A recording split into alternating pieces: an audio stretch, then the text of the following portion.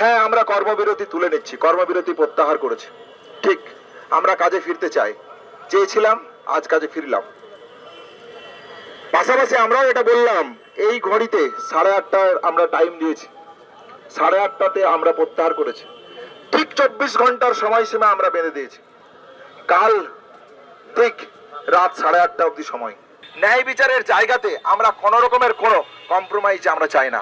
এই ঘটনা, নারকীয় ঘটনা কিভাবে ঘটানো হলো, আরজি করের অভ্যন্তরে কি এমন ছিল যার জন্য এরকম একটা নারকীয় ঘটনা আরজি করের অভ্যন্তরে ঘটলো, তদন্ত হয়তো চলছে, কিন্তু সেই তদন্ত আরো স্পিডি হতে হবে এবং প্রপার তথ্য প্রমাণ সহ স্বচ্ছতার সাথে এই তদন্ত প্রক্রিয়াকে সম্পূর্ণ করতে হবে। আমি যেটা বলতে চাই সেটা হচ্ছে যে কাকু কাকিমার প্রতি যে আমাদের জায়গা থেকে যে ভরসা আপনারা রেখেছিলেন, আমি এই ধর্মতলার কমন মঞ্চ থেকে যে জায়গাটা বলে যেতে চাই যে ন্যায় বিচারের দাবিতে এই ছাত্রছাত্রীরা West Bengal junior doctors front শেষ অবধি লড়বে।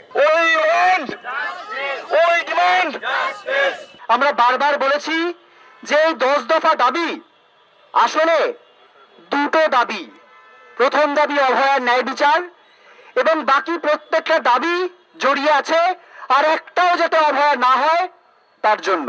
আসলে সরকার আমাদের যে ন্যায় বিচারের আন্দোলন, ন্যায় বিচারের দাবিতে আমাদের যে আন্দোলন, তাকে ভয় পেয়েছে এবং সেই ভয় পেয়ে আমাদের গণশত্রু বানাতে চাইছে। আমাদের বলতে চাইছে যে ডাক্তার এক পক্ষ, রোগী আর এক পক্ষ, লড়িয়ে দিতে চাইছে। আমরা স্পষ্ট জানাতে চাই যে অভয়ার ন্যায় বিচারের দাবিতে যারা রাস্তায় রয়েছি, সেটা ডাক্তার, সেটা জুনিয়র হোক, সিনিয়র হোক, নার্স, স্বাস্থ্যকর্মী, রোগী, রোগী পরিজন, প্রত্যেকটা মানুষ সবাই আসলে একটা পক্ষ, অভয়া পক্ষ।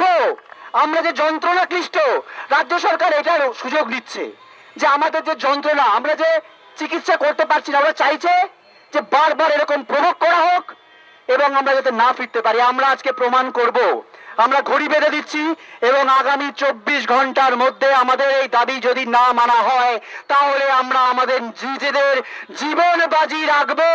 আমরা দেখব আমাদের দাবি মানতে, এই কটা সামান্য দাবি মানতে আমাদের জীবন কেন বাজি রাখতে হলো সেটা সাধারণ জনগণ বুঝে নেবে।